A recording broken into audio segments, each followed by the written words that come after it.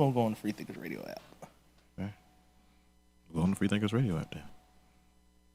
Again, tune in every Wednesday, 8 p.m. where we are live. Oh yeah, what up, though? All right. Let's see who we are. We got the family. It's gonna be good. Oh yeah, now you're gonna be dope. This show right here. In the building. The way everybody was talking. Oh yeah. Yeah, we ready. Turn your whoever has their. Mine's down. Is that my phone? It is my phone. That was me. My bad.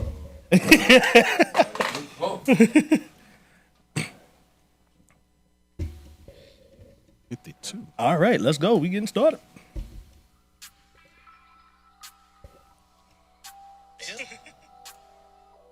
That was him. Yeah, that was probably me. Episode 52. I guess we can share this in our group. Yeah, it might be. Kind of wise.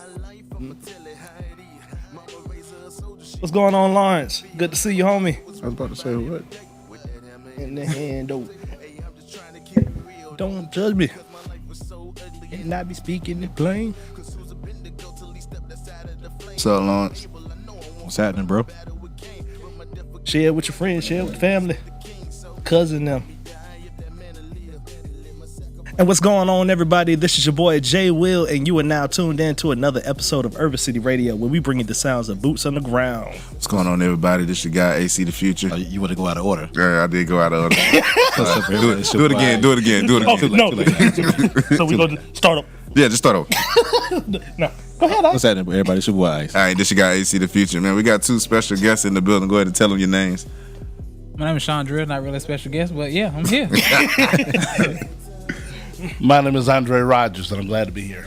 Yes. Glad to have you. Yo, tonight's show is gonna be pretty dope. AC, what the show about tonight? Tonight, this evening, we're talking about why millennials are leaving the church. This is a taboo subject, man, and it sparks a lot of controversy and a lot of, opposition comes up whenever this topic is discussed. So we want to discuss it here on Urban City. We have Sean Dreher from the Millennial Moment. We have Dr. Andre Rogers in the building. So we're going to dive into it on tonight. But before we get into all that, Jay, tell them why we do the show. And the reason we do this show, we believe there is a resurgence of believers being called back to the city to proclaim the gospel of Jesus Christ, and we want to highlight the usage of Christian hip-hop and urban ministry and urban missions. Boot up.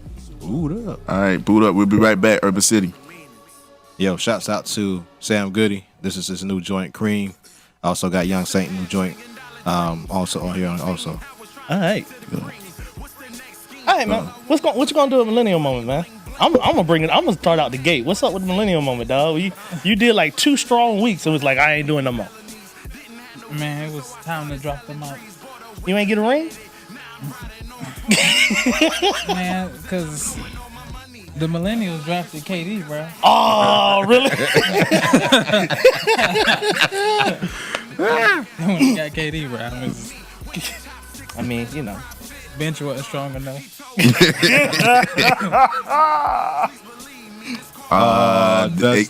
Ignore that comment. That's neither here nor there.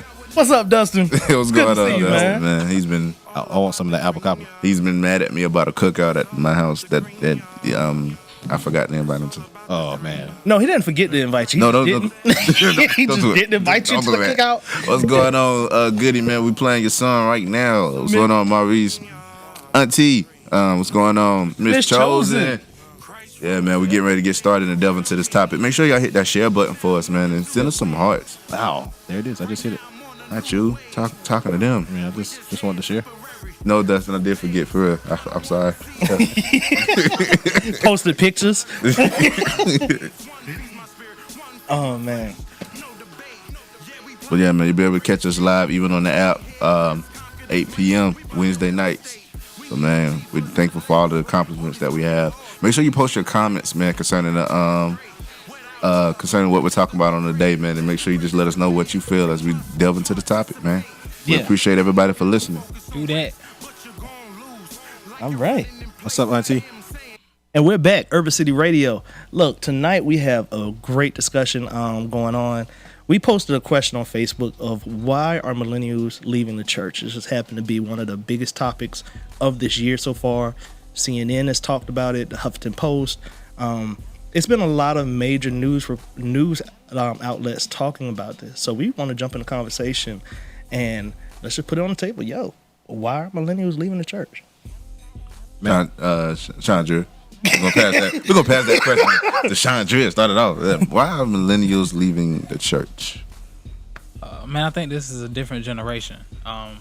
This is not the generation that kind of raised some of us, grandma's generation, where there was a loyalty to the church no matter what. I mean, a lot of us remember kind of growing up in churches where, it didn't really matter if the choir could sing, didn't matter if the pastor could preach. That was just your church. Yeah. And then this millennial generation kind of came in and, we shopping for churches like we shopping for J's. Yeah. So, wow. After a while, the church kind of didn't really realize that the change happened. And then it kind of just happened. And then before you know it, the grandma at the church, grandkids down the street, grandma will catch you at the family reunion, but we ain't coming to your church. Pastor Rogers, he said grandparents. I ain't gonna call you old, but That's. You kind of just did. No, I'm saying, he said he could be his daddy age. So, why do you feel like millennials have been leaving the church in the past? In the past 3-4 years, I've heard that come up more often than usual. But why do you think people are leaving the church right now? Well, first of all, I'd like to say thank you all for inviting me tonight. I think the church is struggling with a relevancy issue. Used to, from the busters and the boomers, Generation X, and the millennial, I think there used to be these core values that used to drive our community, especially the African American community. I've put them in these 5 things. I think there was an expectation that you'd finish school, that you would get a job, become financially independent. Third thing, you would launch, you would leave home. Fourthly, you'd get a spouse. And fifth, you'd have children, procreate, move on. Now those expectations, those values have seemed to somehow evaporated from our community. Now millennials are somewhat fragmented in the way they think, in terms of it's more about relationships than these values. If they do just one of those things off that list, they've accomplished some level of success, instead of all 5 that especially the baby boomers would say, you need to accomplish all of this. So it's a relevancy issue, and especially when millennials are not doing what that generation thinks that they should do, they criticize them instead of having meaningful conversations with them. It's interesting you brought that up. I saw an article recently saying that this generation is the generation that seems to be the least likely to have children, or if they have children, it doesn't seem like they plan for it, or they see children as an inconvenience. Right. And it's interesting you saying that we're losing a value that seemed to be so core value that seemed to be so important during the 60s, 70s, 80s, even the 90s. Right. The 90s was centered around the family. What do you guys think? Looking at it from that perspective, I've always believed that one of the reasons why we have such a, I guess, gap between the millennial generation and the generation that we call the baby bloomers is because of what they've experienced, what they saw, the things that happened in ministry through the years that's caused the millennial generation to have a negative view on what they believe church is and what they believe they should get out of church. A lot of there was a post that I posted on Facebook, and I was referencing in attendance to be in the community of, I guess, laity in the church and your response and things that you would say. And then a lot of people came back and they were saying that, okay, I get what you're saying, but then how do you look at the leadership? And that just kind of let me know that there are people out there that really base their opinions, their actions off of what they've seen happen in church leadership. So I've always felt like that's been church leadership has been, I guess, very impactful in what we see now in the generation that we call the millennials. They're responding to things they've experienced or things they've seen happen to the generation before them. One of the things that I can say is, me personally, the only reason I experienced church hurt is because I saw my mama church hurt, and so I responded based off of that. And that caused me to be outside of the church because I saw what the church did to her and all the things like that. So I think I think what we see now is just the reaction of what has taken place in times past. Well, we posted on Facebook, it was a lot of opinions about a lot of things. one person was saying that more of them are understanding that the truth is not in the church, which a lot of times millennials don't. As growing up in the millennial age, I would say, you don't see a lot. You see a lot of things. You kind of go by what you see and not what's really or what you've learned. It's more so like, okay, I see something going on. I really don't want to find out what's going on, so I'm not going to worry about doing it. That's just like going to school. If you're in high school, if your friends didn't like one person or like somebody, you're most likely not to like the person because your friends don't like them. And somebody asks you, well, why you don't like them? I don't know. My friends don't like them, And I think that's more so of what's going on nowadays. Yeah, it was something AC just said. He said he experienced church hurt based on what his mother went through. Do you think a lot of the reasons millennials are leaving the church is not necessarily what they've been through, but just a generational thing passed down to what they expected the church to be, what they told the church was, and now it seems like the church has failed those people that told them these things? Oh, absolutely. I mean, I think some of that plays a huge factor because if you see church isn't working or hasn't worked or hasn't produced the type of results that you think it should produce for certain people, let's say, I got friends whose mama died, grandma died, believing in God, trusting in God, hoping in God, and they're like, well, if God didn't help her, I don't stand a chance. Exactly. She went to church all the time. I went to church like 2 Sundays out the year, so if she died, I don't stand a chance. Yeah. I think people kind of look at that. But I think it goes back to just having the wrong expectation as it relates to church, because a lot of it comes from this idea of, what is your expectation rooted in? A lot of it's just not accurate once you start talking to people and really asking questions. So a lot of the expectations that people come in the door with for church, that's stuff you should have never been expecting in the first place. Yeah, and it kind of ties in with what Ike was saying because, he was saying it in a different way, but it actually works this way because he was talking about people having a perception based off of I guess their expectation of what other people are saying. Right. But he was saying it from a concept of there being a negative view of the church. I believe that the negative view came from them having a perception of what other people said with no truth in it. Right. Whenever people mock what people are doing, mock what they see people do, but have no understanding of why they do it, when you don't get the results you see everybody else have, you start thinking that what they're doing is false. But what's really happening is you never had the truth in anything that you mimic. So you don't know why you're doing it. You don't have an understanding of what you're doing. And so when you don't see the results that you think you should, you start thinking that what you're doing and what you believed is false. But you never were taught or instructed in why this happens, what we do, and all of the things like that. And I believe that that's another reason why millennials are leaving the church. I think I saw a post where they said rules without relationship leads to rebellion. And so when you have a generation that's brought up and being told what they can do and why they can't, they're told what not to do and this, that, and the third, and giving a whole bunch of rules, but not giving a relationship with the God of the rules that you're trying to give them. You're not teaching them how to have a true relationship with Christ above just don't sin, blah, blah, blah, and all these other things. Of course, they're going to rebel against any type of tradition, any type of standard, any type of rule or regulation because you haven't taught them relationship over that. Okay, so I keep hearing somebody say teaching truth. I want to ask this question to Pastor Rogers because he was saying how rules without relationship equals rebellion.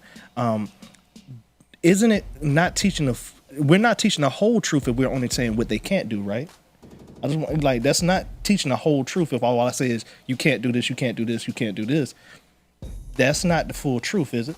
I think a balance of truth will be, first of all, what you can think, what you should think about, what you shouldn't think about, what you can do, and what you can do, and then what you can't do. It needs to be holistic. But I was picking back on something you all said earlier. I think we have a generation that hasn't faced enough struggle. Yeah. And let me crouch this just right. During the civil rights era, especially those baby boomers, those busters, you have a generation that have definitely experienced the Great Depression. You have a generation that has faced civil rights. You have Generation X, where we're trying to pull all this together. And you have one generation that's saying to the next generation, we're not going to raise you like our parents did, facing struggle, facing hard times. We're going to give you all the stuff that other people have.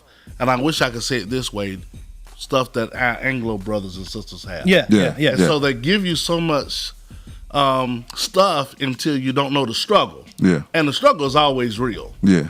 But since you don't know the struggle, you haven't been able to burst out of your cocoon and become a butterfly. because you don't know the struggle. And I think one problem with this generation right now, if they can understand struggle, if they can understand difficult times, I think that would give them a better foundation to be stronger in terms of what the Generation X and baby boomers think they should look like if they face more struggle. Yeah. Go ahead, Sean. Go ahead. I think that's. We'll be right back. Boot up. Go ahead. Yeah, I think that's important though. I mean, really piggybacking on what he mentioned out the gate, I think that what the church isn't really realizing is that this millennials leaving the church isn't really just a church issue. I mean, we're talking about millennials. Right. I mean, we're going to be the first generation that doesn't retire from a job. Yeah. We don't have a retirement program. I mean, so you're talking about, I mean, we're not just leaving the church. We're leaving, I mean, you think about, I mean, at 25, some people have had 12, 13 jobs. Yeah. I mean, that's just not, so it's not In just between the church. jobs right now. Right. I'm sorry. Go ahead. So I mean, it's not just the church. I think millennials kind of adopted this attitude, this mentality across the board, and it's kind of bleeding into the church. Yeah. And so now the church is like, well, what are we gonna do? But it's an attitude that's consistent across the board. And I think it's an attitude of, like what Dr. Rogers was saying, that comes from a privileged standpoint. One question that we have on Facebook is the last generation too stiff? Do they believe how the church is the only way, doesn't leave much room for freedom? Another one was what someone was saying was they thinking millennials just don't know better. Well, first we're going to answer that question about is the last generation too stiff? Do they believe how they do church is the only way? I think the one thing about it is that depends on your perspective of churches. Like if you have only experienced African American predominantly churches or Anglo white brothers and sisters predominantly churches, then it just depends on your experience. Well, Jay, you experience church through your experience. Yeah. And that's probably a bad sentence. You experience church through what you experience. Mm-hmm. And if you haven't had difficult days, when grandma says, guide me thy great Jehovah, pilgrim through a weary land, you don't know anything about that. Or we sing leaning on the everlasting arms. I mean, this generation go, what is that supposed to mean? Right. They understand Babyface, and they understand, some of these new artists that are saying it in a contextualized way to meet their needs. That church met that needs generation. We have to have a church that meets this generational needs and has it in a language in which they can understand. I'm glad you brought that point up. I'm reading a book right now called Planning and Growing Urban Churches, and it starts off talking about the 1960s, the civil rights movement and all these things, and the great white flight from the cities. And I personally think just based on some of the things I've read from, like, during civil rights time, the church was a platform for social justice, for issues going on in the city. And then you had the great white flight that they went more to the suburban areas. Right now, I feel like this generation is kind of stemming from the church has stopped being the face of social issues a lot of times. I agree with you. That's because the church doesn't know the present social issue. Yeah. And I'm gonna bring up something. If I use the wrong term, y'all can say, back off of that. Like, we don't know how to talk about music in the church today. We don't know how to talk about sexuality in the church today. Right. We don't know how to talk about media and arts in the church today. These are the areas in which young people, we don't know how to communicate in the church today. And these are some of the crucial areas that there's a language gap, there's a music gap, there's a social gap between the pulpit and the pew. And as a matter of fact, churches are open, a lot of them are only open 2 days a week. That's Bible study and Sunday. Yeah. And then annual days. And they saying, what? We don't have anything going on the rest of the week? We're not being relevant the rest of the week? We have a building that we're paying for that's only open up 2 days a week. And a community is in trouble 365 days a year. Not just 2 days a week. Mm-hmm. Come on now, 100 and what? 408 days a year, that's the only time we go? No, it's got to be a whole lot more than that. And we're back, Urban City Radio. Right. One thing that was said during the break, somebody commented and said the church isn't keeping up with the time that they can identify with in their daily living. Leadership needs to incorporate God with understanding their challenges, insecurities, lack of social skills, or lack or lack guidance, and that's kind of what Dr. Rogers was just sharing about how it's been such a gap from the pulpit and the pew, where we're no longer speaking on things that are current issues with what people are dealing with today.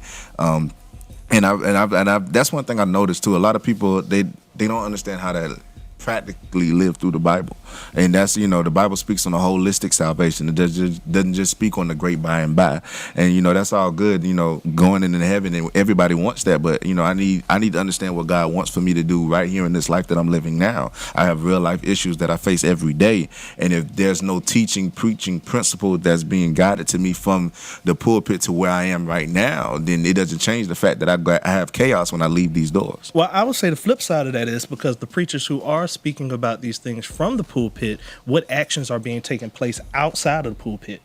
Like, if the only time you hear about these issues is Sunday and Wednesday, like Pastor Rogers was saying, right, and you don't have anything for the community, the people in your church to get involved with the community, to be at some of the rallies churches should be at. I personally think some of the rallies, even church leaders should be speaking at, because they should be the voice in these times. I don't think the world should be the prophet speaking to the church anymore, but the church is supposed to be prophesying to the world. And the church, it's a disconnect. Man, say that sentence again. I said, I don't think the world should be prophesying to the church anymore. The world is now telling the church what standards we should live by, what issues we should be speaking to. Mm-hmm. But the church is supposed to be speaking to those issues. We're supposed to be prophesying to the world, telling them what times they're in. And I believe the world is a lot of times trying to turn around and tell us what time they're in. I think we should open up a dialogue. Absolutely. Right? And I think whenever you think when the person that you're in dialogue with has nothing to teach you or nothing to offer you. You remember when Jesus was in John chapter 4? I don't want to be too preachy. So No. What do you think? Yeah, go ahead. In John chapter 4, Jesus was at the well, and he asked the lady at the well, "Give me something to drink." And she said, "Do you know I'm a Samaritan and you're a Jew? We don't have nothing to do with one another." Before he shared the gospel with her, before he told her he can make her life better, he wanted something from her. He was willing to take from her first. Mm-hmm. And I think so often when we start dialogues, it's like, okay, you can talk about her and finish so I can tell you what the real solution is. It's only when we can enter a meaningful dialogue, I think, that we can actually come up with something that can really be beneficial to both sides. And Jesus showed us that lady, when she found out who Jesus was, she dropped her pail and she ran into the city. She said, "Come see a man that told me about everything." That's in right. my life. Absolutely. I mean, I think that's extremely important to create that dialogue, but that requires us to get outside of our religious huddles, and that means that we have to listen to people who don't look like us. We have to listen to people who don't necessarily come from the same background that we come from, because I mean that's kind of what's moving the world. It's kind of what's fueling. I mean, you look at most of the top companies, top brands that are moving the world. I mean, it's a lot of diversity, and diversity starting with the board of directors. It's starting with. I mean, you look at a lot of our churches; they're kind of one-dimensional. And you got people in leadership who, if you've been in church your whole life, I mean that's going to affect the way that you relate to people. And I think we got to be honest about that. And just like he said, sitting down and being willing to hear from the other side, not coming to the conversation feeling like you're the teacher. And I think sometimes we miss a lot in the room by assuming that we're always the teacher. So what about how to talk to the person? Because sometimes, you may have someone that is just may not understand your dialect. So not saying like if you go out in the urban community, you may have somebody that may not understand the way you present the gospel. So is there a way for us to switch up how we speak to them, or? Oh, of course. Of course. First of all, we got to stop using so much critical language when we speak to one another. Yeah. And I'm using the term one another because I've seen so often that when we don't like something that a baby boomer. I was in a church a few weeks ago, and the preacher that was preaching that day, it was about a month ago, he talked about how people are coming into the church with their pants down there behind, and he wants to put a sign up at the door. If you can't pull your pants up, you don't need to come in here. I'm like, and I thought to myself, what is that to say? they're in the house of God. This is a place to train them, and they can see what's modeled. We don't even have to talk about that issue. But he spent a good 5 to 6 minutes in his sermon. You know, he talked about women with their low-cut blouses on, and he said that babies get confused when they walk past you. They don't know whether or not it's feeding time or what's going on. I'm saying, God has got to tell somebody. And it sounds funny to us, Yeah. but for somebody that's all they had to get there that day, that's not funny. Yeah. They're sitting there going, oh my God, you just embarrassed me. And I'm not going to come back to a place that will shame me, that will embarrass me, that will call me out, but don't give me a helping hand. And somebody sitting there in the audience struggled with gas money just to get there, to get a word from the Lord. And that was the word they got that day. You need to pull your pants up and make sure the babies ain't confused when you're walking by. And I said, there's got to be more to our story than just these critical things that these jabs that we can throw across the pulpit. No, I think that's big. I think it requires us really to study. It requires us to study, and there's a difference between having a critique and having a strategy. And I think a lot of our churches, we kind of have critiques, and so that stuff comes out in our messages, it comes out in our practices and stuff like that. But at the end of the day, I don't just come to church for you to tell me I'm sick. I know I'm sick. That's why I'm at church. So at some point, where's the pharmacy? What am I supposed to take for this? How am I supposed to get? And I think that's what the gospel is supposed to be doing. It doesn't just identify my sin, but it helps me to get to the remedy for that particular thing. And I think a lot of times we're giving people the problem. So we're telling people, oh, you broke, or you this, or you that, and this, that, and the third. But they walking out of there feeling depressed. And ultimately, the goal of the gospel is supposed to be good news, not depression. And I'm glad you brought that up. There's a lot of our millennials going that the gospel only talks to victims. Some of our millennials are not victims. They ain't broke. They drove in the church with a Mercedes or a Lexus that day. They're doing pretty well, and they're going, okay. Why do I need this? And, it's good preaching to say, he put food on my table, clothes on my back. Woke me up, clothed in my right mind. Okay, what's beyond that now? What's the next level of your story? What's the next level of that message? Right. Yeah, and I think one thing I wanted to bring up, man, because I've always asked that question. I think I asked that question on the show a couple shows ago when I was like, how do you minister to the rich guy? Because I know a lot of us. You're right. How do we evangelize to the one that came from a wealthy family? Because we practice how to evangelize to the hurt, to the broken, to the depressed. But what if their brokenness, their depression isn't the struggle that you know? You know what I'm saying? We don't always know how to minister to a different culture that we're not a part of. And I think that's what's really happening when you think about the generational gap that we're dealing with, because you think about how far technology has advanced. When I was coming up, I bet not think to ask my parents. It took me, I had to literally wait till I had our own job before I could even get a cell phone coming up. Now you got kids 5, 6, 7 years old. You bet not give them a cell phone. They're going to get picked out at school. So we're in a different generation just based off technology alone. And that's been completely fast how fast, things have come. So with technology advancing as rapid as it does and everything becoming outreach, my parents don't know how to use a computer. I have to show them what to do. Whereas my children, my son ain't even 1 year old yet. He can cut Barney on with the Fire Stick without help. And it's not even one. So it's like when you think how fast our generations are developing just based off of, technology and how that's going, you're seeing that even with that, there's a generational gap that's taking place to where if we're not connected with how the world is transforming, we're not going to be able to connect with how our children are growing up and what they're expecting to see from us. Well, I think that's something we always seen. The church has usually been 10 to 15 years behind. I don't think the church, Sean said we need to study more, but I think one thing we don't study is we don't study culture. We don't pay attention to what's going on outside the church. We talk about church history. We talk about denominational history. We talk about and we need to know the Bible, absolutely, but we need to know how to contextualize also. Right. And I think one of the things that AC brought up that's really important is because of the gap. You got people that are sitting in the congregation Sunday after Sunday that are skeptical, but that are also educated. They're inquisitive. So now they're Googling information. They have access to certain resources and stuff like that. So now you get conversations about, the truth's not in the church. That's usually something we've Googled. Yeah. That's something we've read in some book. That's something that and if we're not honest about the reality that we're dealing with people who are doing that, I think that it's going to be a bit of a challenge. So we can't just come and say, won't he do it? He going to pay my bills. And because you got people who are sitting there literally Googling information about theology. So they're trying to figure out, what does this have to do with my life? And if all we're saying is, won't he do it? Didn't he die? I mean, they're sitting there like, I mean, what does this have to do with me? What can I do with this when I get in my car? And the sad reality is we do have some prophets now. I'm going to use your term. Yeah. They're not part of the church. You have Oprah. Yeah. Right. Yes. Right. Yes. Steve Harvey. Right.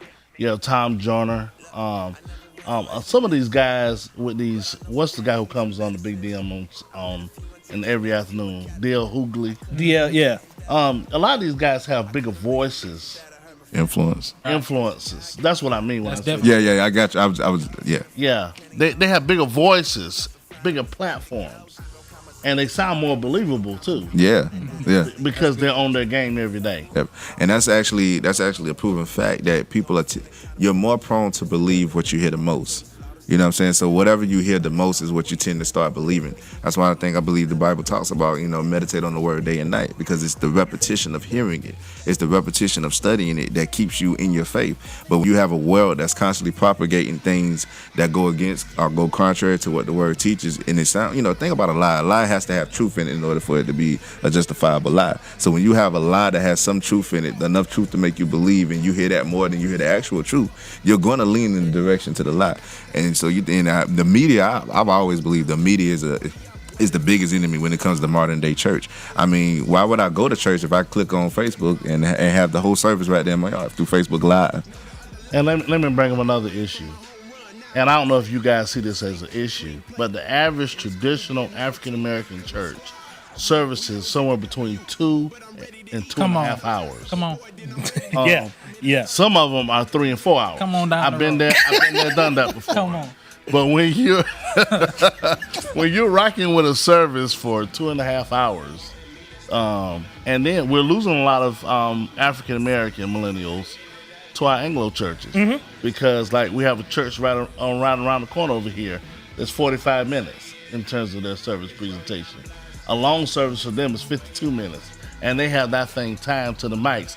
And well, some older person says, I can't feel the spirit. And this young person says, I can't feel the spirit staying in church all day. I mean, so we have that issue we need to deal with and address as well. Yeah, that's what I'm saying. Like, I think we need to learn how to study the culture, and also even bringing up the media having a bigger voice. Well, the church has the ability to actually compete with that voice, but they just don't know how to. You got to think about it. We got a lot of churches that just don't know how to use technology, because technology will take you a lot further than some stuff that we still doing in churches. And I mean, I think some of the stuff that we need to kind of address is, I think it goes back to creating that conversation, because the one thing that I don't want some people, especially older leaders, to feel like they have to do is to completely change who they are. Yeah. I come across, I know some pastors that are going to be suit and tie guys till they go to heaven. There's absolutely nothing wrong with that. You can reach people in your suit and tie. That's not why millennials are not coming to your church. And I think a lot of times when we try to reduce it to maybe one thing or the other thing, then you got guys trying to be something that they're not. You see a pastor come out there, he got sneakers on. You looking at the dude like, what's wrong with you?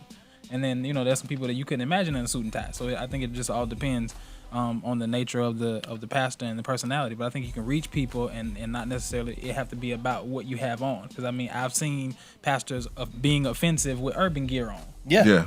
I've seen pastors relate with a suit and tie on. So it just I think there are a number of different ways that we can kind of reach millennials, and it's not necessarily one or the other. If I can put something out here for us to consider, I think every organization, restaurants, I was appalled, if I can bring this up, back in April when my favorite restaurant in Columbia closed, Harper's.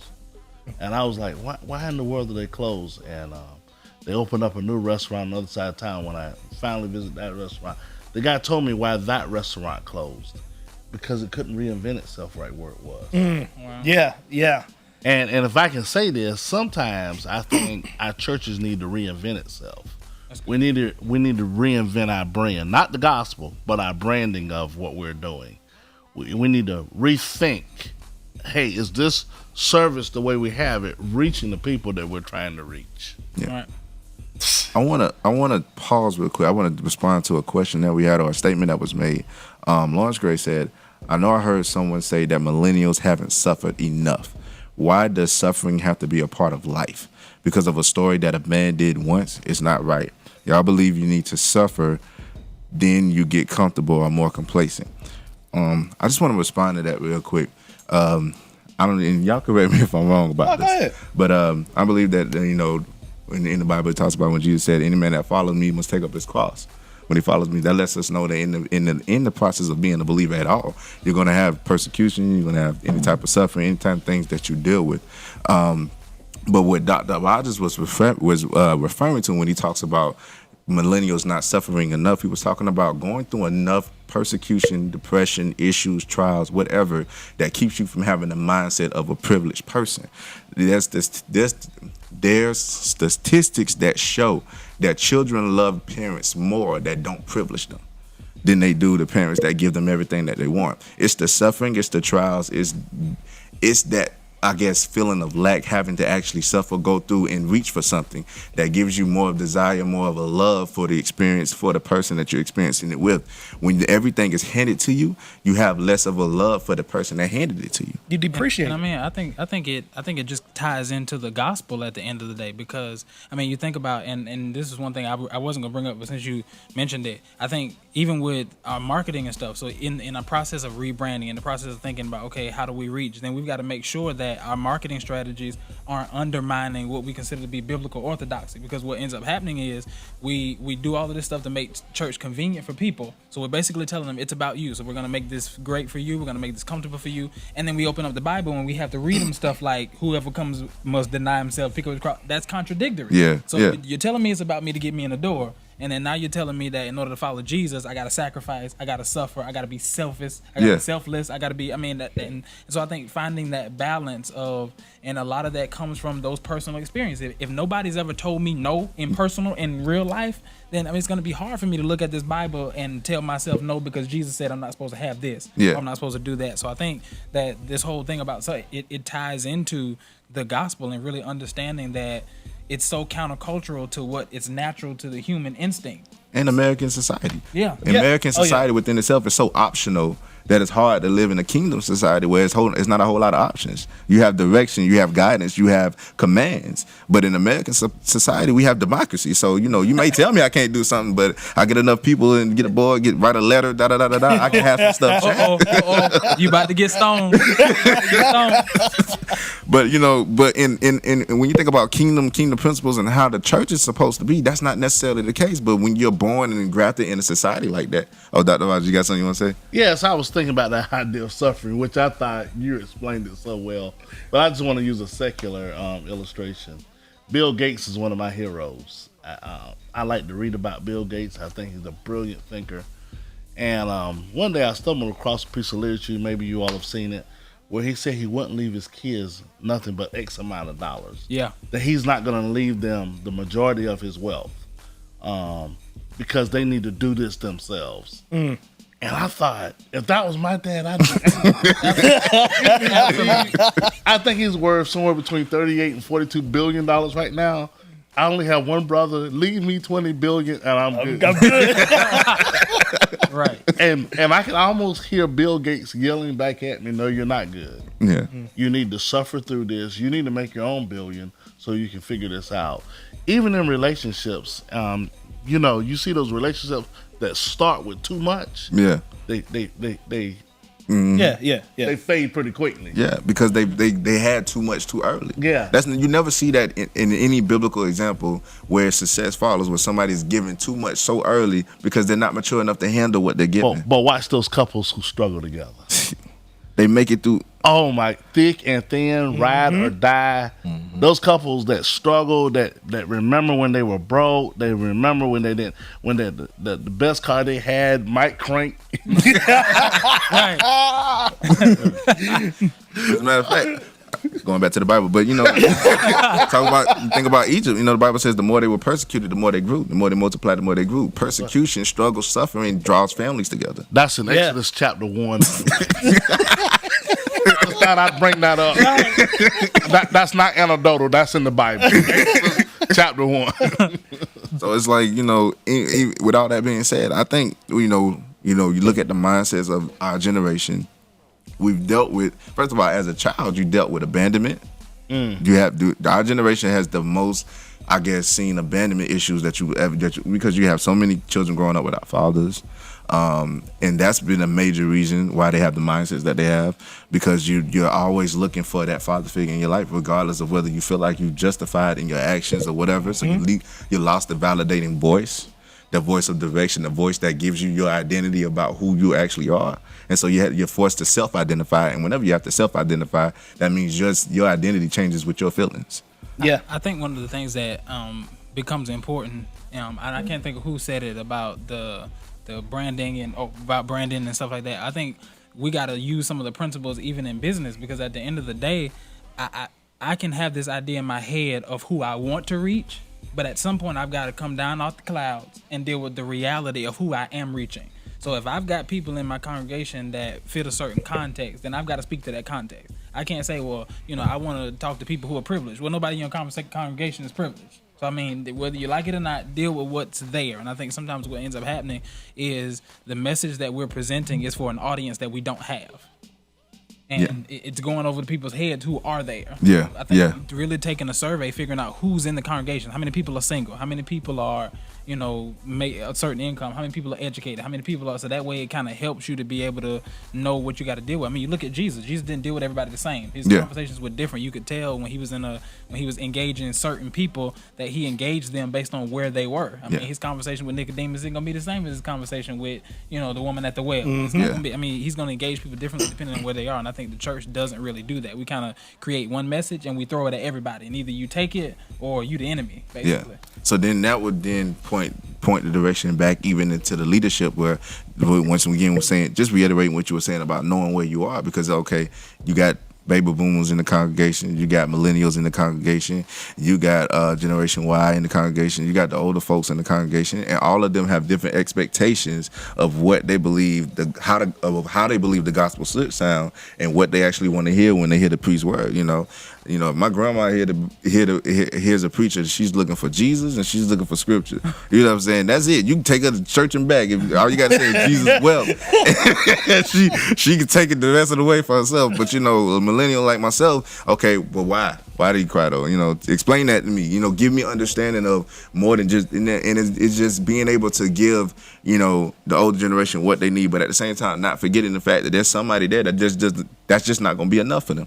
I'm wondering, does this millennial generation have hope? That's a great question. And the reason why I'm asking that question just like that is because they're not planning for tomorrow. Mm-hmm. They're not. We talked about retirement. They don't have much savings. They live from day to day, paycheck to paycheck. They live from dream to dream. That's how I want to say it. They live from dream. Am I saying that right, Reverend? Dream to dream. And if somebody talks to me disrespectfully in my job, I'm just quit. Mm-hmm. Yeah. I may have 2 kids at the house, but you can disrespect me like that. I just quit. We were back when we were talking about politics last year. I actually made the statement. I said most people in our generation didn't believe they were going to make it to 21. And that's actually what I'm bringing up. Yeah, is there a hope factor that's just absent? And the way the church addresses hope is different from the way they need a hope addressed in their particular generation. The forecast is not good. We talk about Social Security being whether or not there'll be Social Security. We're talking about the family system. We're talking about kids. What would kids look forward to? There's just so many factors that we just don't know that's there. But I think there's not a foundation of hope for millennials. And maybe I'm using the wrong word, but that's the word I want to toss out there just to get the conversation going. No, that's a great word, because the fact that since they don't have an idea of hope, they don't look ahead to anything. They don't plan for nothing. It took some of us till we got about 25, 26 to say, you know what, I might be here another 20, 30 years, so I might need to start working things out now in my life, but that's going to benefit me over time. A lot of times, like I said, by the time we was 21, we made it. Drinks. Cheers. And, you know, millennials want something to do that's bigger than themselves. Right. If they can't be a part of something that's bigger than the right now and bigger than themselves, and I believe the answer is always God. But that's why so many social issues that's driving the millennial generation, whether they're church or non-church. Yeah. That's why HIV and AIDS research, man, they'll raise money for that. They'll raise money for this cause or that cause or this cause, because that's how they see the world. That's how they connect with community. That's how they connect with what they're, I want to call it not church, I want to say spirituality. Yeah. Because that's how they see things. Right. Right. So I'd like to pose a question. Prayer. Do you think prayer is one of the things that kind of hasn't kept millennials in? Because, you know, when I was growing up, your grandmother, your grandparents prayed for you, your parents prayed for you to make sure you made it through. So is that something that is not being done in the church itself? See, the thing about when you talk about prayer, people usually pray with expectation. But if you're praying with no expectations, and that, like we said, this generation don't have hope. So a lot of times when they pray, they say it just because it's their civil duty. That's their duty to do as a church member. I want to rephrase what you just said. Just make sure, because I know we have listeners. I'm not saying they don't have hope. The way hope is seen in their community now is different from the way the church has packaged it in the last 20 years. So it may be hope, but it's a different kind of It's a hope in a different way. It's a different, because they do live from dream to dream. yeah. So they still have hope, but their hope isn't in the substance that we're trying to get them to have the hope in. That's right. And I think one of the best examples I've seen, and I probably shared this like at least 10 times on this show, but I was reading a book. I can't say the guy's name. It's like Mahesh Chavda. He's a preacher, and he wrote a book, and I think it was the hidden power of prayer. It was either the hidden power of prayer or hidden power of speaking in tongues. But in the book, he was giving an example. He called it the chimpanzee school of man. And he was basically saying he was on a trip, and he saw some chimpanzees, and they were watching the men like build a fire. So then they started doing the same thing the man did. They gathered the sticks and did everything, and they stood around the sticks waiting for the fire to happen. So they followed every expression that they saw, but they couldn't generate the fire. They couldn't get the substance. And I think that's what's really happened to this generation. They have all of the vision they're watching, but they're missing that key element that gives them the substance that they need, which is the hope that we have. And one statement that somebody made when I posted, I said, what do you think is going to help get the millennial generation back to the church? And they said the gospel. And I think that's truly what's happened to a lot of modern day churches. We've become so adjusted to the culture that we stop preaching Jesus just to fit the cultural need. Like we stop giving the gospel, which is the whole reason why people stay. You know, they may come because you fit that cultural need, but they're not going to stay once that need is met, because the gospel is, I believe personally, that what's kept me at my church through thick and thin, up and downs, bad situations, whatever the case may be, is because the gospel is what got me there, more so than just my cultural need. I want to preach a sermon real quick. Can I preach? A whole sermon? Yes, a whole sermon. I want to take the rest of my time. Love still preaches. Forgiveness still preaches. Grace still preaches. Servant leadership still preaches. I'm through. Y'all can raise the offering for me. No, I think that's important though. I mean, because I know for me, and I was thinking about this earlier today, just because of the context that I came from, literally growing up in church. It's different. I hit a point where I felt like I was on a spiritual hamster's wheel, where I literally felt like sitting in the church, I had maxed out over and over again. And it got to a point where I'm like, okay, there has to be more than this. There has to be more than this. And then I came across Romans 8:29. And after reading that particular verse, I'm like, okay, so the point of this whole thing is to make me like Jesus. Nobody had ever told me that. Yeah. Literally, nobody had told me that. I'm talking about in church. I'm talking about license. Or nobody had told me that the point of this whole thing was for me to become more like Jesus. And I think starting to look at Jesus from a life perspective. What did he do when he lived? Because all I heard growing up, he died, then he died. But the Bible doesn't teach me how to die. So I need to know, what am I supposed to do? How am I supposed to? So now you start talking about love. Now we start talking about forgiveness. How you supposed to treat people? How you supposed to serve people? That's the kind of stuff that makes this thing not a hamster's wheel. Because when you get to a point where you just feel like, oh, I'm supposed to come to church and I'm supposed to be a good person. Well, what does that look like? Yeah. And if I don't have an example, I mean, because eventually mama, daddy, grandma, the pastor, whoever, these people are going to disappoint me at some point. Yeah. And if I make them my example, then I'm going to back out and say, oh, the church is hypocrites, this, that, and the third. But a lot of that comes from I have the wrong example. And once I put my focus on my example needs to be Jesus, then it changed for me. And that's what shifted my mind to be able to deal with the currents and stuff that comes and different challenges and things that happen in life. Because when I put my focus on people, then, I mean, people are inevitably going to disappoint because we're human. Yeah. I think the Bible says that in Jeremiah 17, verse 4, 5, and 6. Talk, preacher. Man will. I'm sorry to put Bible on it, but man will disappoint us. Yeah. I think David said this: when mother and father forsake you, Yeah. then the Lord will Yes, sir. pick you up. You preaching? Cute. So I just want to put that out there. If you ever think you will live a life with anybody else existing in your life, and nobody will ever disappoint you, that's just not true. That's not reality. Yeah. That's not even good orthodoxy. Yeah. To think someone will not disappoint you. You disappoint yourself sometimes when you look in the mirror. Yeah. You fellas ain't never looked in the mirror and say, "Why did you do that?" And y'all are having a schizophrenic conversation because you realize that you're talking to you. And you know what? One thing I like about what you said though is that people are always going to disappoint you. One thing I really want, and I want to see more from people in my generation, is being able to handle that disappointment in a strong level. You know, I think sometimes what I see too much is people are disappointed and from people, and then they end up running away. They end up, jumping off or leaving the situation because of the disappointment, because of how that person let them down. They don't know how to deal with that. And I think, like I said earlier, that's coming from so much stuff that they dealt with in times past. If we could learn how to deal with the fact that people are going to disappoint us, your church leadership may not always live up to the level or standard that you held them up to. You know, they may make mistakes along the way. That doesn't negate all the good that they did before that time frame. You know, so there's different things that we have to take into context before we respond to certain situations that cause us to run from things without having a total understanding of what happens, man. So that's definitely something that I just feel like we should definitely look at. It's one thing that AC said a while back. We was having a conversation, and you said a while back, it may be like one day you call to speak with your pastor, and then instead of your pastor you get Sean or you get Andre, Yeah. you get pastor. You know what I'm saying? What does that look like? Because we put a lot of times we put in a position like where we want something, and then when we call, we forget that our pastors Are still people. Yeah, as a matter of fact, that's the thing.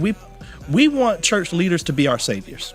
That's millennials are, and it's not just millennials. Everybody's looking for a savior. Jesus was the only savior that came. But millennials right now are saying, well, the pastor's supposed to be this, the pastor's supposed to be that. By whose expectations? You ain't that. How he gonna be that? Like, they want a savior because they've been promised a savior, but they don't realize the savior's already come. You know what? I want to tweak what you just said. Go ahead. A bit. Go ahead. Because Sean brought this up earlier. They look to their grandparents and their parents. If God didn't do it for them, I think it was you that brought it up. I'm sorry if it wasn't. Yep. But if he didn't do it for their grandparents, Then why would he do it for me? why would he do it for me? Right. Because they idolize their grandparents. They idolize Big Mama. They idolize. That's why Tyler Perry's made $1 billion off of this, because he's understood how they learned their lessons from Big Mama and sometimes Papa, but Papa's not there. He's rolling wherever he lays his hat is his home. But anyway, they look to them, and when they die or when they are in sickness, they seem to fall apart because the one they look to. But here's what Isaiah said: in the year King Uzziah died, I saw the Lord high and lifted up. So they got to understand that Grandma and Big Mama and them ain't the God. They have to look to the God of heaven. Absolutely. I mean, I think it becomes important then how we frame the message. I think a lot of times that's what ends up happening. And I think stuff like funerals, man, I've seen a lot of funerals just massacred. I mean, really just, I mean, I saw one time I went to a funeral of a young baby who died, and I mean, half the message was spent talking about how the baby's not the sin, the sex is the sin, this, that, and then I'm sitting there like, Really? I mean, What is? Yeah, come on, man. really, this is all we can come up with. And so I think that's what happens, because a lot of people, when they go through grief, and we're not just talking about losing a loved one, but losing a job, losing anything that they felt like God gave them, it gets to the point where if the church doesn't walk through that delicately, I think it becomes a challenge, and a lot of people just kind of leave. They just kind of exit. So after grandma, it's kind of like, my faith was really in grandma. Yeah. And grandma's faith was in God. And And God didn't handle grandma right. Exactly. One thing I I want to think say. you on it, Trevor.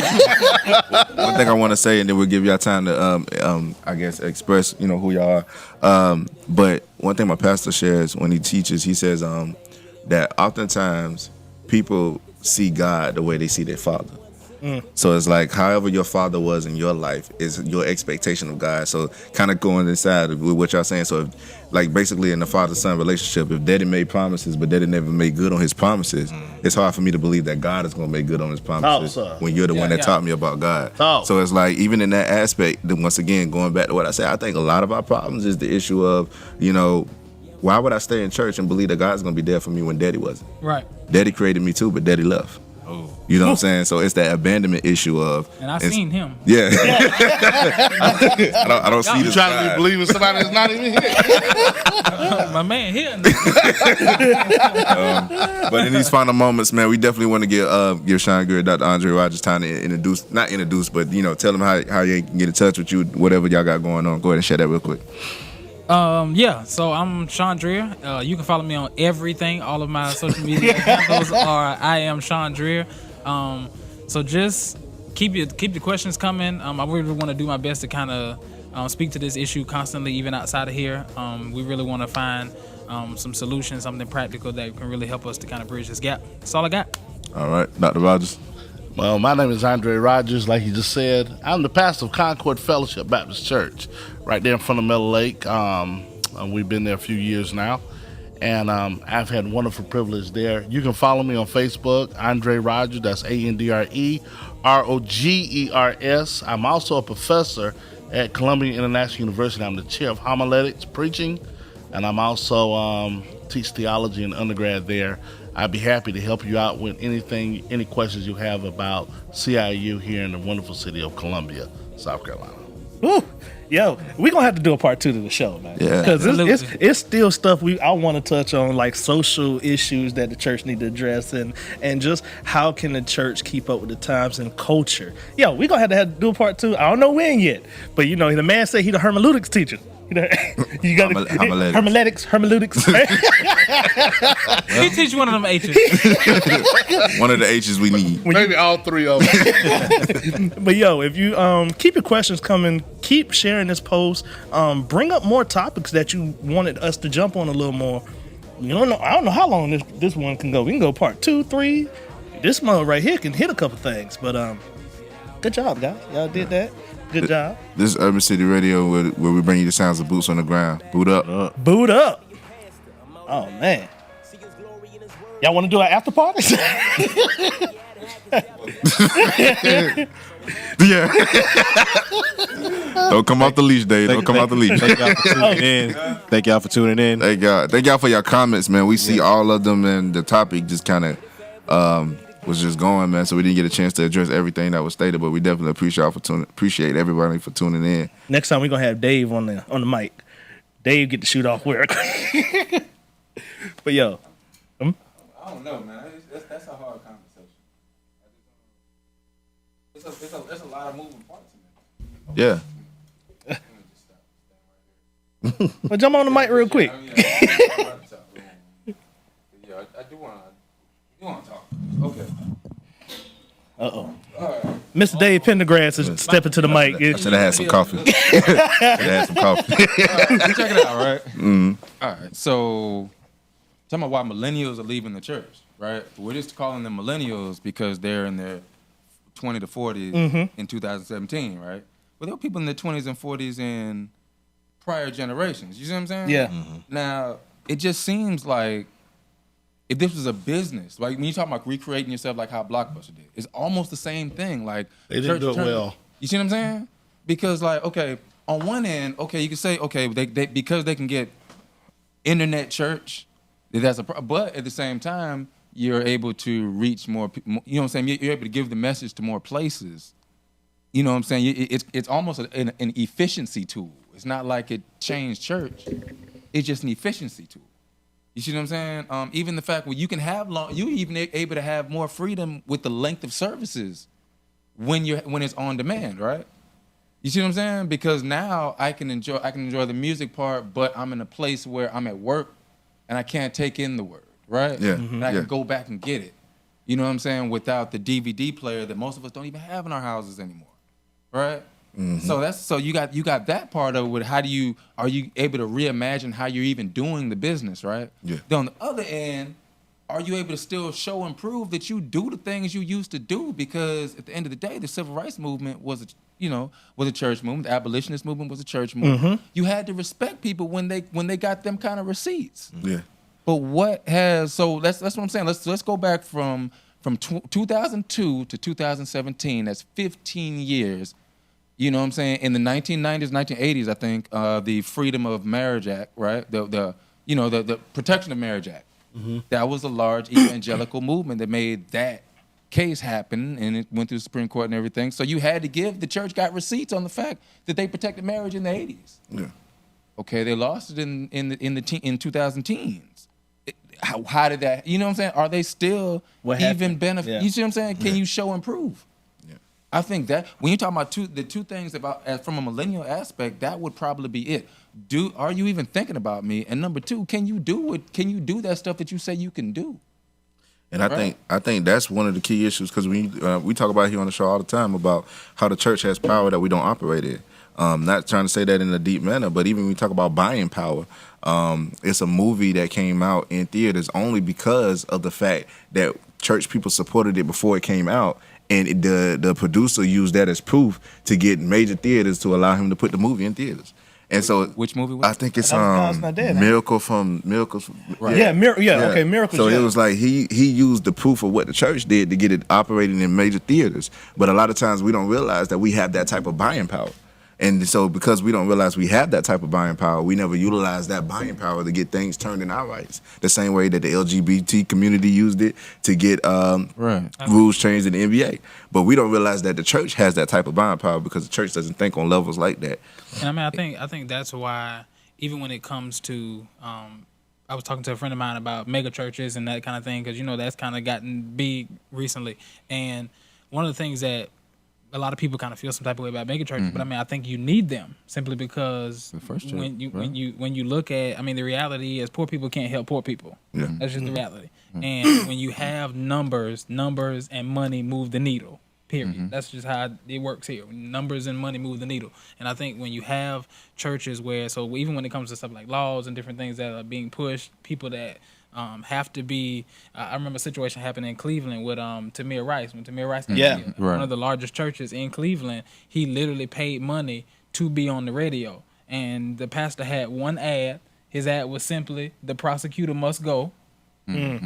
I approve this message, and they literally played that after every single song that was played all day long. That cost some money, but you know how much attention and stuff that got. So when it come time to reelect the prosecutor, he ends up losing. Yeah. Right. You're talking about 13,000 people at this church between all the different campuses and locations, but he used the hip-hop station to get on, paid him the money, because that's how you move the needle. And I think that's one thing that Dr. King understood toward the end of his life. That's part of why he got killed. Because it started off, we shall overcome and let us drink out the water fountain. And then it turned into, we need to own the water company. Right. Yeah. And at that point, it's time for him to go. And that's what got him taken out. Absolutely. Yeah. Now the thing is, in 2017, because I'm saying, now this, you understand, I'm talking about this in a church that has to preach at some point during that year. You taught that a kingdom divided against itself cannot stand.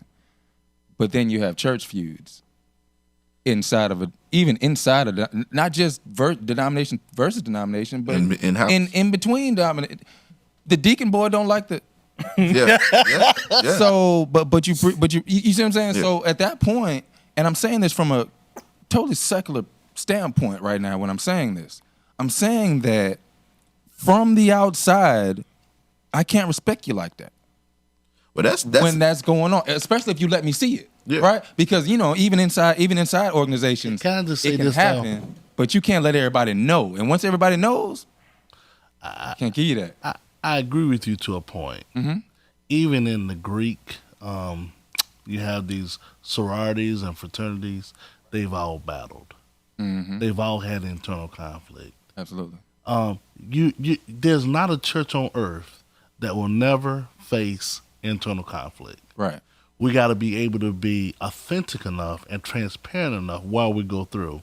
Let's say we're facing internal conflict. If me and Sean staying here for a week, Reverend Greer, staying here for a week, we're going to argue about something. Right. If it ain't nothing but turn the light off, I'm ready to go to sleep. Right. We're going to end up arguing about something. So it's kind of it's a catch-22. Everybody's going to have problems. Well, historically, I think I heard about, there was all kind of rifts in the original civil rights movement too, between leaders, Even let's go all the way back to the Bible. There were family conflicts even in the first family. Right. There's always conflict. So I think to say we don't want the world to see our dirty laundry, we all got dirty laundry. Right. One of these brothers argued with their wife today. I mean, one of them argued You ain't had to point at me. Absolutely. I didn't mean to say it. You good?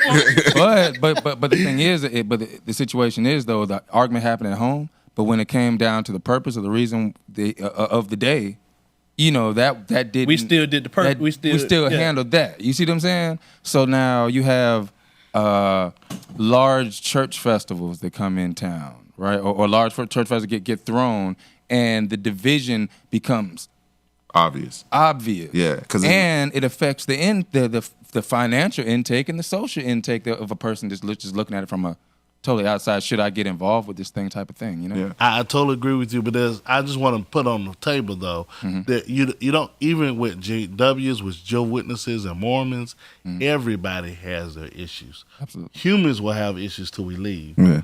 So I think as a church, we just have to own up to our issues. Yeah. Not just own up to them, but I definitely want to point out the fact, and this is where I agree with Dave. I have a problem with the fact there's nothing wrong with owning up to your issues, but I have a problem with how we do it. Because definitely in our churches, we tend to not just own up to the fact that there's an issue, but we tend to blast the person that has the issue, show it all over social media, and then talk about it for days upon days upon days. And then this is where people get the negative view of church, because we socialize it so much so and point it out to the point, this is what's going on. Look at that person I know, da-da-da-da. Well, I'm going to say this. That depends on their position in the church. Because there's also the flip side of we don't handle some situations where something pop up, and we elevate them, saying, the devil just coming against them right now. Well, that's not a church. I would go back to him. That's just a human issue, though. Yeah. Because the NAACP didn't reinvent itself well, and it has an internal rifts. You and I are talking the same way. and I'm not trying to say that we shouldn't. That if we have issues that we're gonna run, because we are running people away because we have issues. Right. But I think we need to man up to our issues, be spirit led with our issues, and say, you know what, we need to come to the table and have a healthier conversation. Yeah. Because even if Sean and I stayed in the same building all week and we want to argue about the light, I think we're gonna still love each other and still have grace with one another. Right. Be forgiving to one another. And he's gonna turn off that light when it's time to Absolutely. I've been around two like really authentic dudes, and they were in an argument over something. I mean, it wasn't nothing like deep, but it was hard, heated discussion, right? Heated. Like, I think it was about sports or something. You know how I have those sports conversations. Oh, yeah. And they just rah. And then this dude walks up on them. He's a homeless dude. And both of them shifted. Yeah. And both of them went into the mode of helping the person. And that argument was over. Because it's meaningless then. You see what I'm saying? Yes, sir. But I haven't seen enough of that. Just being Because that's good. That's a good point, because too oftentimes, and this goes into one of the things that this goes into the word that a lot of people throw out when they talk about why millennials lead the church. A lot of times people are so bent on defending their traditions.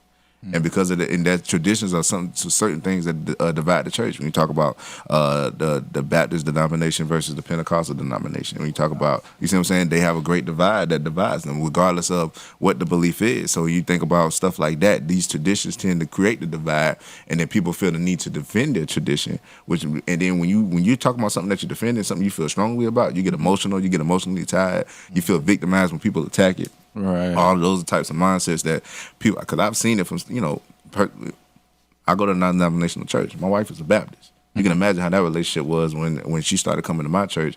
You seeing a pastor that not necessarily quote unquote calls himself a prophet, but you seeing the gifts that you don't see in the Baptist church. You hearing tongues that you don't hear in the Baptist church. But you know what I'm saying, your husband's okay with this, but you're like, what is this? Yeah, what is this? Right? What is this? What is this going on? And I'm having to have dialogue with her without being offended.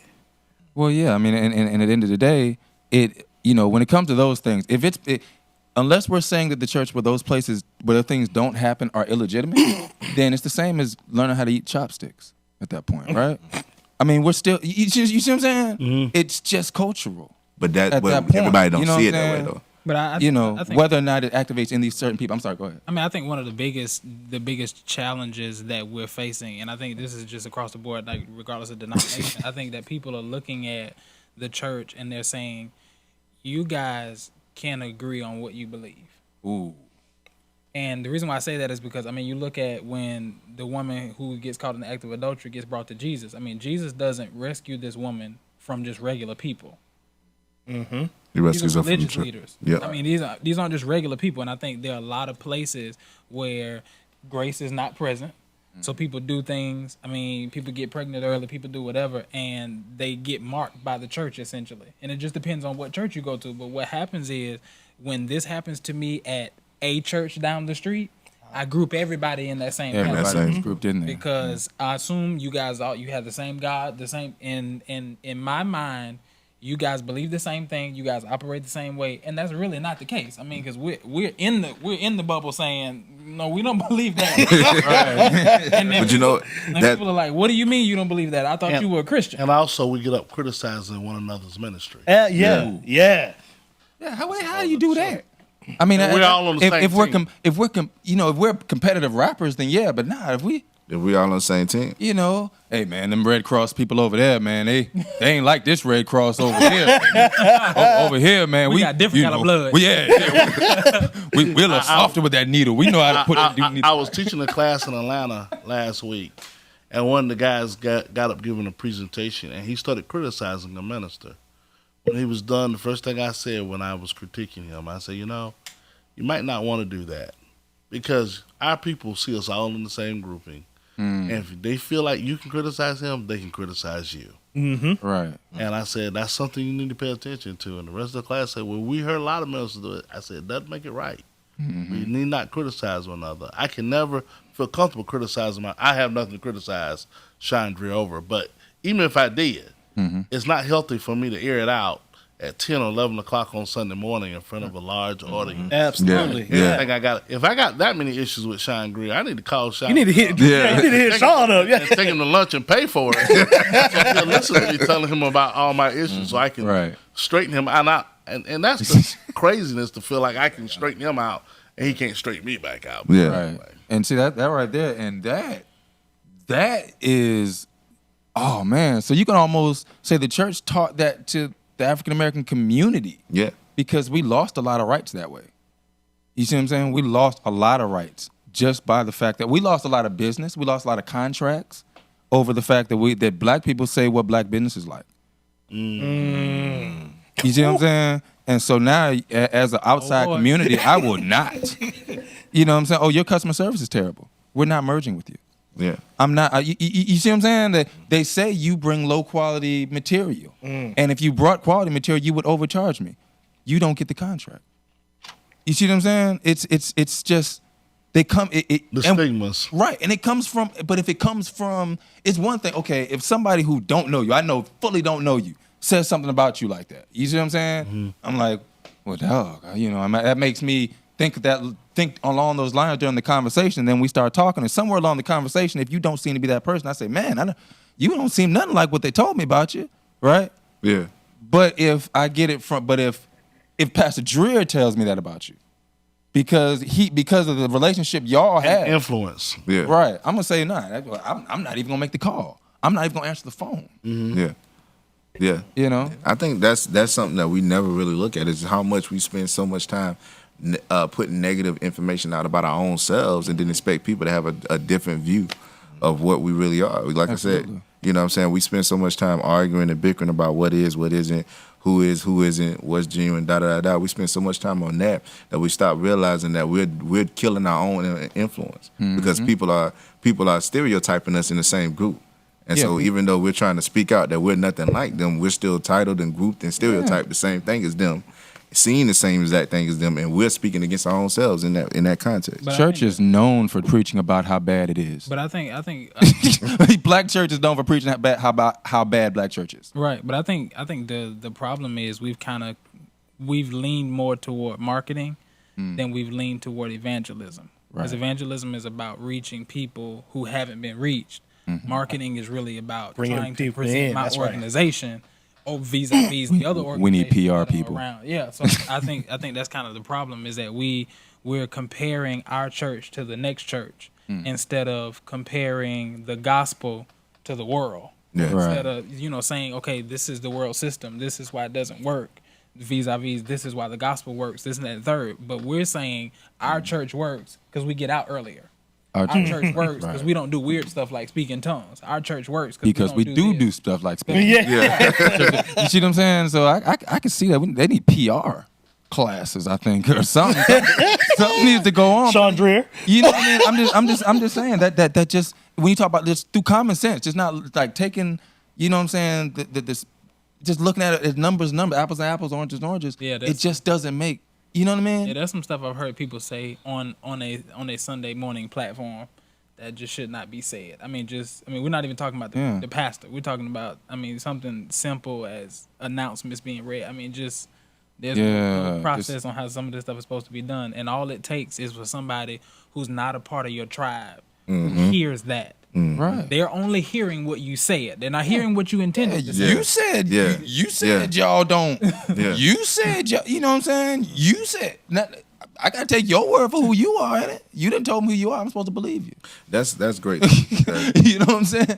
I believe social media has done a lot too because man, you like you said, people can only see what you say. They can't see your intention behind what you're saying. Right. And so if you're not great at making sure that you know how to, dot the I's and cross the T's before you make a post, shouldn't say nothing. You shouldn't say nothing. That's why I'm so quiet on social media. I done seen my comment get taken the wrong way. I'm like, you know what? Let me just stop because I'm in my trying to help. I'm doing more damage, and I don't think a lot of people take time to realize that, especially coming from the church. We do so quick to post our opinions and basically post where we stand that we don't see the damage that's happening to people based off of what we say. I was like, man, I'm trying to justify what I said and trying to defend myself. But look at all the people that you're hurting in the process. When are you gonna stop shooting? That's right. Right. Yeah, man. All that stuff, all that cultural, all the cultural things that are obviously cultural interpretations. You know what I'm saying? When you have certain solid fundamentals in the scripts that everybody's agreed. You see what I'm saying? Yeah. Those cultural things should just be forks and chopsticks. Right. It shouldn't have anything to do with anything else. You know. But I think it, No, that wasn't what But I think it goes to what he said about just posting. I mean, I've had to have that conversation with several of my preacher friends. Like literally, they'll send me a screenshot of a post that they put up, and they're like, people are attacking me or people whatever, and I have to honestly say to them, look at what you wrote. Look at what you wrote, right? And it's like, man, you know me. Yeah, I know you, but the people right. who are seeing this post don't know you. Yeah, Look yeah. at what you wrote.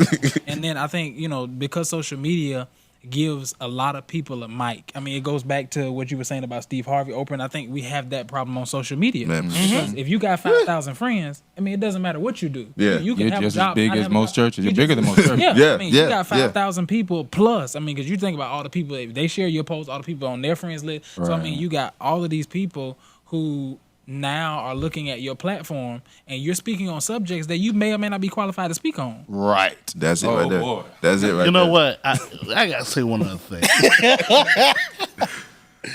I love myself from Steve Harvey because he's made more money through his mistakes.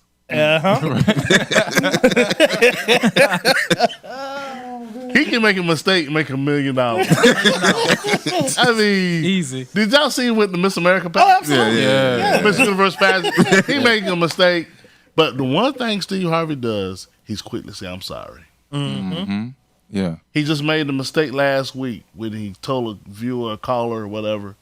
He said, "I hope you enjoyed the water in Flint, Right. Yeah. Flint water. Right. the Flint water."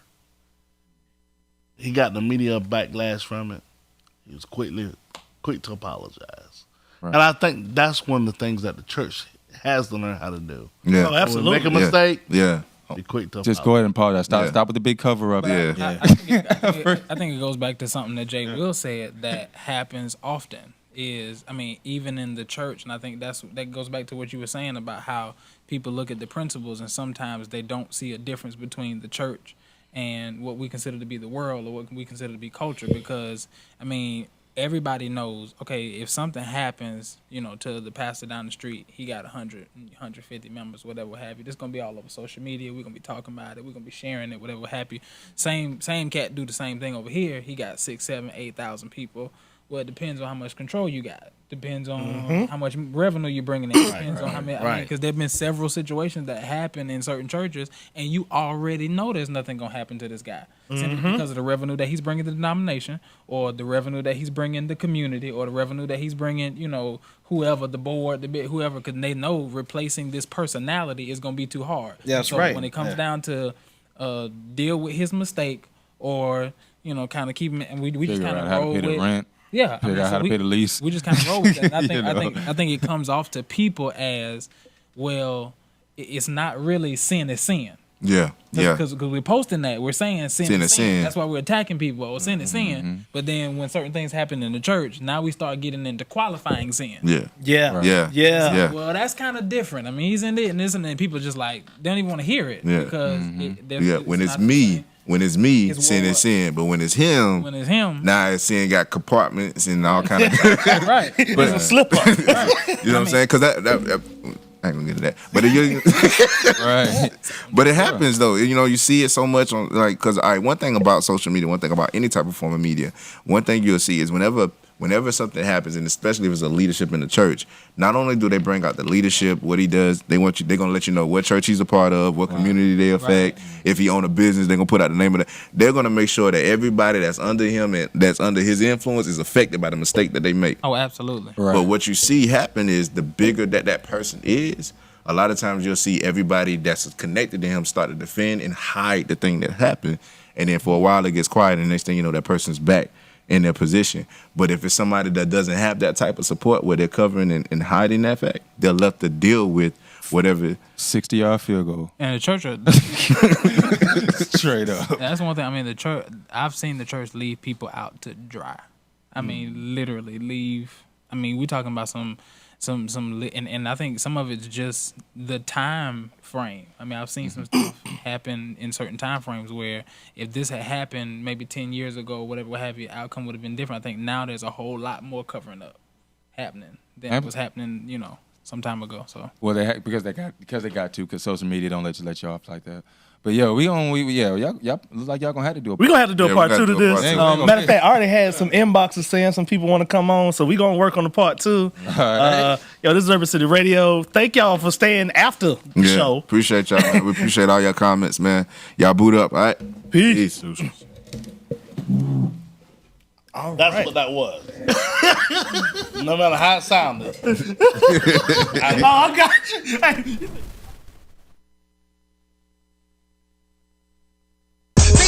Christians in the club, oh my God. Look at all these Christians in the club. Look at all my fellas showing love.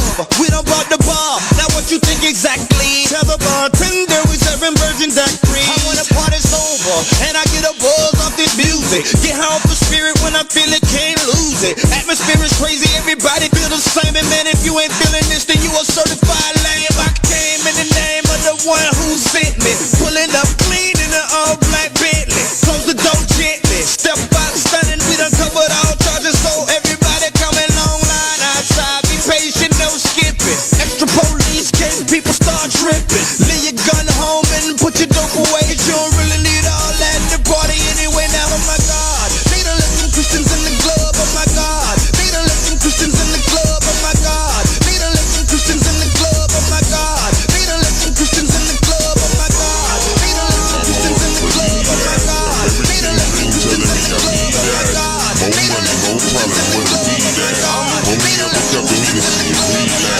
in a generation where the lies look good enough to lie in them.